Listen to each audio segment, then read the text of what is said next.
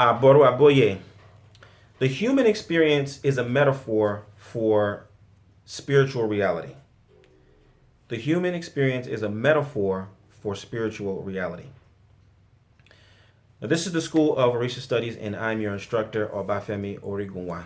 And today's lesson is, well, the fact that the human experience is a metaphor for divine reality.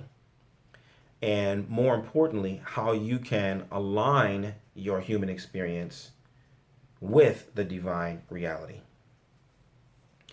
A metaphor, if you don't know, is basically it's a literary device wherein you say one thing to represent something else.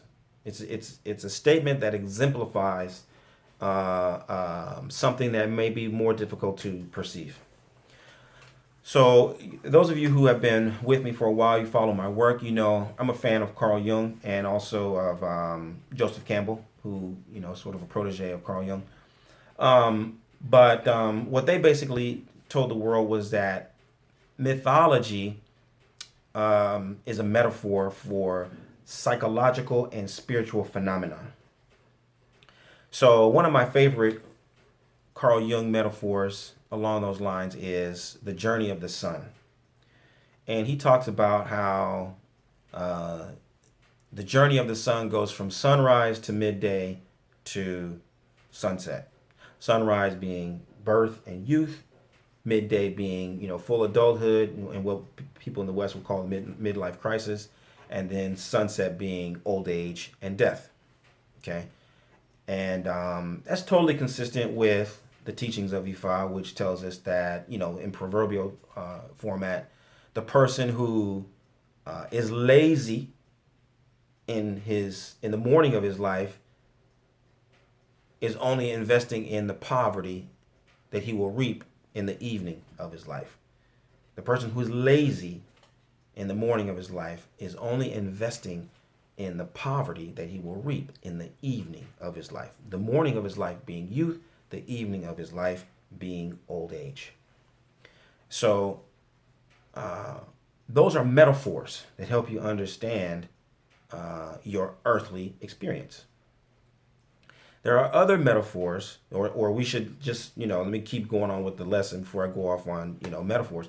But the earthly experience as a whole is a metaphor for spiritual reality. Now, this is consistent with the concept of Enikeji, right? Enikeji, if you don't know, is what we might call your spirit double. And what we understand about your spirit double is that everything you do on earth as Enya, you are Enya as a human being, everything you do on earth as Enya is mirrored by your Enikeji in heaven. So what you do here is happening there. Okay? What you do on earth is happening with your spirit double in the heavenly realm. All right? And so this brings us into a better understanding of what Ifa teaches us in Erosion Iwori about bringing about the good condition. Because the more aligned your earthly experience is with the spiritual reality, the more harmony and sympathetic resonance you're going to create between the earthly experience and the spiritual reality. Okay? And so how do you do that? How do you move on earth? How do you engineer an earthly experience that is more and more and more in harmony and in more in alignment with the spiritual reality? That's where training comes in. Okay, that's the significance of training. When I say training, I'm talking about two things. On one hand, I'm talking about the training that I give you, right? I tell you when to do certain things. I tell you what the calendar is. I tell you what to say. I tell you how to prepare yourself for certain rituals. I tell you how to perform these kinds of divination. I tell you, you know, the methodology and the procedure. Okay, that's training. Do this in this way at this time. That's training. The other kind of training I'm talking about is the kind of training that you might encounter as a martial artist. Okay, you're gonna throw X number, to throw 100, jabs. You're gonna throw with the right hand. You're gonna throw 100 left hand jabs. You're gonna throw 100 kick, knee kicks with the right and 100 with the left. You're gonna do 100 of this and 100 of that. That's training, but you do that. You do that every day. Now we might train together, right? If we're, here in the shrine, then we can train together every day or every 4 days or every 7 days or whatever the case may be. That's possible. But even if that's not possible, or even where that is possible, you still need to train. That's where your daily routine comes in. This is what you're going to do the first thing in the morning. And this is what you're going to do at certain intervals throughout the day. That's your training. Okay? And the reason why you do that training is because that training represents your alignment with the pattern of heavenly or spiritual reality. Okay, so when you do things, for example, according to the calendar is unfolding in agreement with the pattern of creation. Right? This is why religion is always tied to a calendar. And in our case, our calendar is based in the Oduifa. Well, the Oduifa explains to us how the universe was created with this time interval. First, this happened, and these divinities were involved. And then this happened, and another set of divinities were involved. And then thirdly, this happened, and another set of divinities were involved with this. And then finally, this happened, and this last cohort of divinities was involved with that. As a result of that 4-part cycle, we have a 4-day calendar. And this is what was created as a result. And you will behave in these ways in that same 4-day cycle because that keeps you in alignment with the pattern of creation. Right? People who are familiar with fractals will understand what I'm talking about. It's a fractal will give you the understanding of, the pattern of wrinkles in your skin. If you drill down into it, it's going to go all the way down to the structure of your cells. And if you can pan out, you can look at the structure of the universe, and they're going to be consistent, right? That's what your calendar does. And then the sequence of events that you do throughout the day also will mirror the way that power or energy unfolds and manifests and goes from unseen to seen, from imperceptible to perceptible. All of these are things that you do in a particular sequence to align yourself with the pattern of life and creation. That's your training. Your training harmonizes you, right? Your spiritual fitness puts you into a certain kind of condition spiritually. All right? Now, once you do that, what happens? You're going to be, the more fit you are, the more in alignment you are, the faster you're going to understand or recognize when things are not in their proper place. Okay? And when you see things are not in their proper, when I say things are not in their proper place, maybe you have an emotion that's out of place. Maybe you have a thought that's out of place. Right? Maybe you are doing something. Maybe you have a physiological experience or manifestation of some sort that's out of place. The only way you're going to understand that it's out of place is if you know where it's supposed to be. That's where your training comes in, right? Because that's what allows you to know, wait, that doesn't belong there. Okay, and then B, once you recognize it's out of place, you know what to do. You know where it's supposed to go. You know how to put it back in its proper location so that it's, helping to support the alignment and the flow of energy. So that's what your training does for you. If you're not training, you might be able to perceive things that are off, but the only thing you can do is complain about it. All you can do is yak, yak, yak, yak, yak. That's not right, and that's right, and that's not good, and yak, yak, yak. It's worthless. It's worthless. And again, this is a lot of what you see out there. People just yak, yak, yak, yak, yak, yak, yak. That's all, but that's as far as they can go. That's not right, and this is not good, and this is. They're just complainers because that's the best that they can do. They don't know where it's supposed to go, and they can't explain to you how you take it from where it is and put it where it belongs.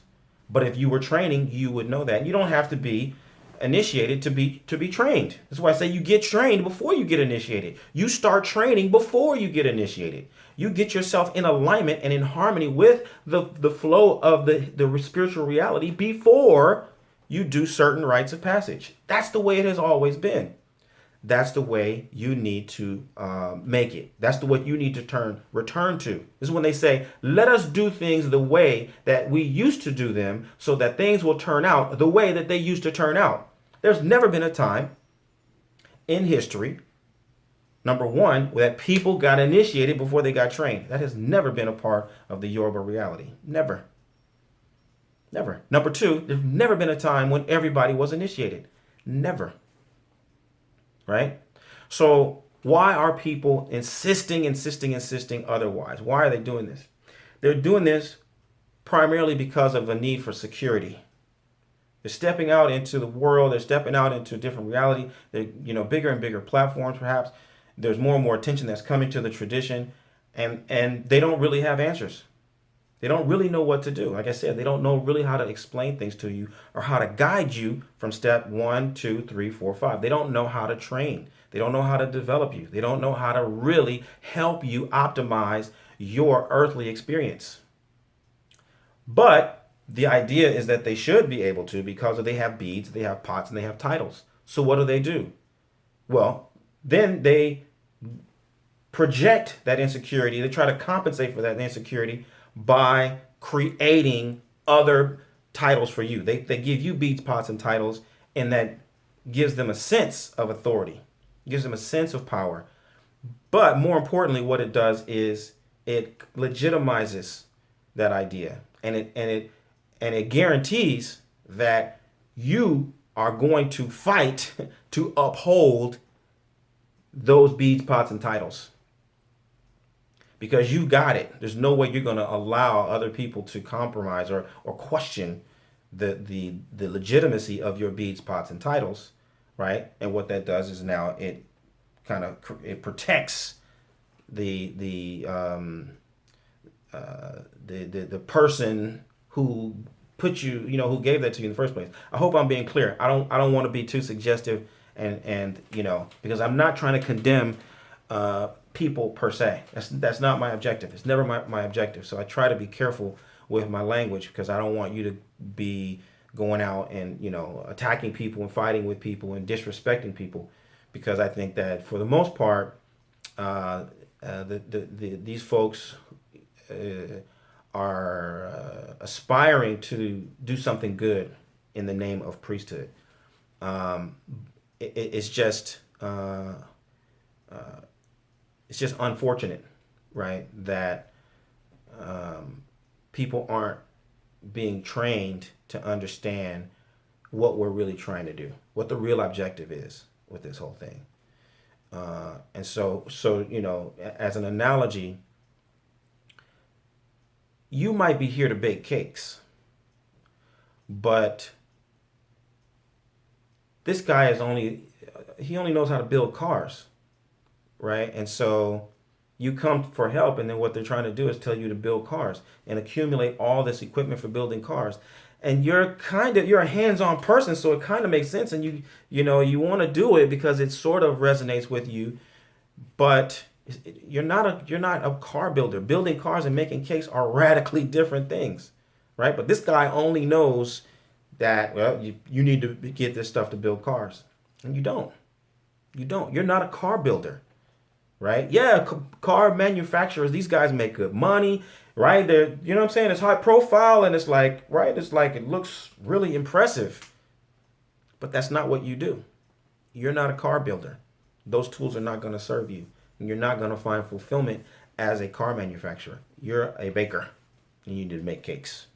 Maybe you can go as far as cakes, cookies, and pies, but cars are definitely out, right?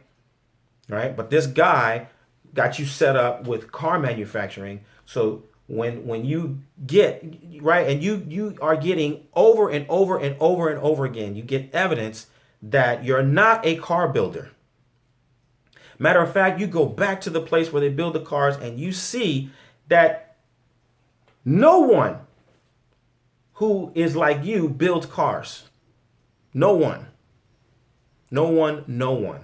You see it, but you're going to defend this idea because now you've got all the equipment and you can't accept that you've been led astray. So you're going to defend that practice and you're going to defend the person who brought you into that practice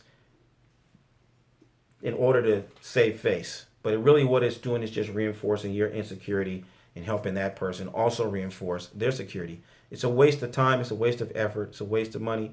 And I want you to avoid it. If that's where you are right now, we can talk and we can figure out how to unravel that for you. But if you haven't gone that far, if you haven't gotten beads, pots, and titles at all, slow down.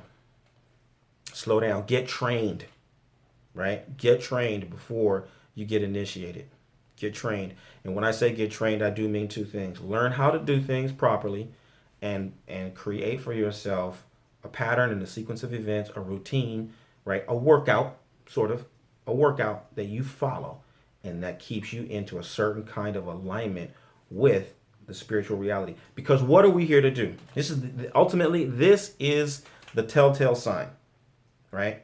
When we talk about balancing heaven and earth, this is what human beings, this is what Enya is here to make the earthly experience match and harmonize with the spiritual reality. That's what Ifa teaches us, that human beings are here to help bring about the good condition. And the good condition can be summarized as making the earthly experience harmonize with the spiritual reality. So that by the time you go back and forth, everything that you have to report, everything that you have to, reveal about what happened is going to just reinforce everything. There's a smaller and smaller and smaller correction that you got to do in your rebirth, right? Because this whole process of bringing about the good condition is what drives the cycle of rebirth, right? If you remember in Irosun Iwori, what we learn is that people, souls, didn't want to come back to earth. They wanted to stay in the heavenly realm. But they were told that they had to keep coming back to the earthly realm until they corrected everything and they minimized and reduced all the threats, thereby making the earthly experience just as peaceful and abundant and good as the spiritual reality. All right? So that's what we're aspiring to do. That pursuit does not require initiation. It does not. It does not. It does not require the acquisition of beads. It does not require the acquisition of pots. It does not require the acquisition of titles. It requires that you optimize your natural gifts and talents. It requires that you harmonize yourself with your prenatal choice. The thing that you chose to do in the world, that you really get super duper clear about that. And you make the most of that because that's how you're supposed to show up in the world. That's what I mean by being a baker, not a car manufacturer. If you chose to be a baker, be a very good baker. Be the best baker that you can possibly be. Never mind being a car manufacturer. Okay? So I offer lots of training. I offer lots of educational resources. I invite you to come. I urge you actually to get involved. I'm looking for people, as a matter of fact, who want to optimize their natural gifts and talents. I'm looking for people who want to help bring about the good condition. I'm looking for people who are committed to making the earthly experience match perfectly with the divine spiritual reality. If you are one of those people, I want you to go to OrishaLifestyle.com. I want you to check out the School of Orisha Studies. I want you to get involved and get enrolled and start the process of living the medicine that will heal your life and heal the lives of those who you are destined to serve. Aboro aboye, aboshishe.